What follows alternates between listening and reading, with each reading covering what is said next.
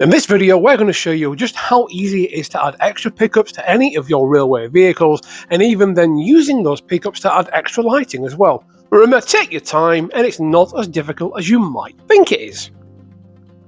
We're going to begin by adding lighting to this brake van interior.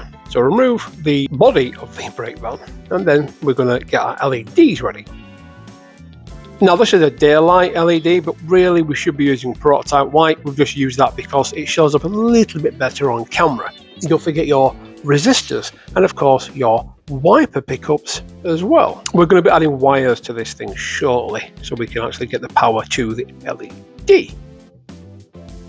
Start by making a small hole in the chassis of the wagon body. Now you may need to remove a weight that's in there depending on how sharp your drill bit is. And don't worry too much if you do have to remove the weight, we'll be adding more weight a little bit later on.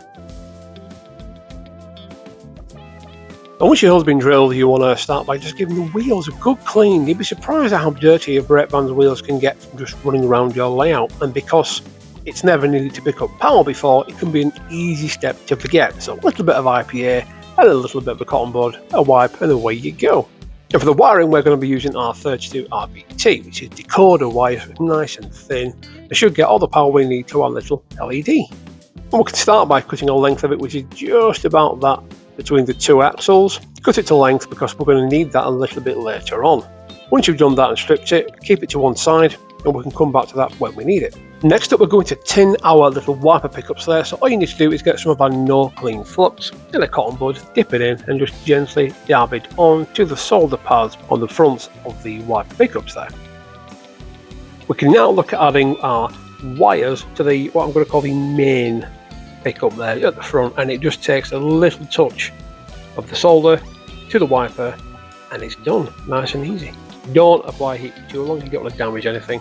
And there should be no need to really, as long as everything's clean and you've got a good bit amount of flux and solder in your wire.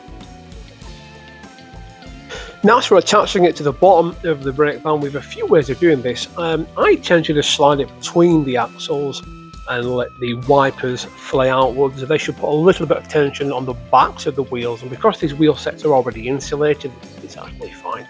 But of course the wipers are also insulated, so there's no danger of a short circuit coming there. Once you're happy with it, you can hold it in place with a little dab of super glue, or you can screw it down. And don't forget, you can always adjust the tension or pressure of the wipers at a later on point.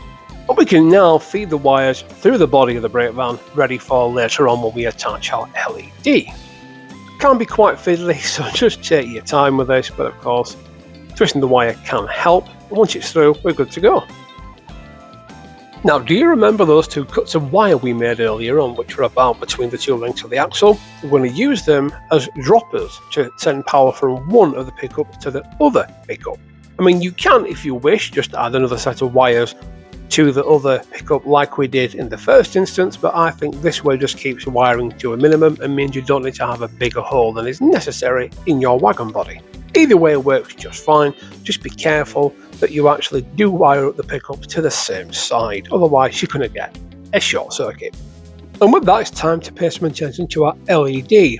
What we're going to do here is just bend the two legs on the LED and cut them down to length just a little bit. Remember to keep one of them shorter than the other because one leg is positive and one leg is the negative, and you don't want to get these two mixed up. Although for our application it doesn't really matter because we're on DCC and it should work pretty straightforward. All we need to do is add a little bit of glue to the back of the LED and put it into the wagon body. And of course, nature takes its course and the glue sets. It's also worth doing at this point just cutting some little pieces of heat shrink to length and just popping them over the wires so we can use them a bit later on for a little bit of extra insulation. Although if we do this properly, there shouldn't really be a need to do it because the wires won't really move around enough to catch each other, but it's always better to be safe than sorry. Best practice dictates that we do use some heat shrink, so we're going to do. Now in your packet of DCC Concepts LEDs you should have a resistor. We're just going to cut the legs down if we can, and the resistor needs to go onto the positive side of the LED in best practice, although in reality it doesn't really matter too much. If it doesn't work, just try swapping it around a little bit. Add some flux to the leg of the LED and the resistor and then tin them with your soldering iron so that joining them together a bit later on is just that little bit easier and there's less fuss. If you wish, you can actually join the wires and the resistors to the LED before you put it in the van, but in this instance I've fitted it separately. Depending which you find easier to work with for yourself is the method you should use. Again, both methods work equally well, so feel free to make a choice and a decision based on what your own preference is. This is a good junction just to test everything, so double check that there's no short circuit or errant wires going anywhere and pop it on your track and give it a test. If everything lights up, we can crack on to the next stage, which is adding some extra weight to our wagon.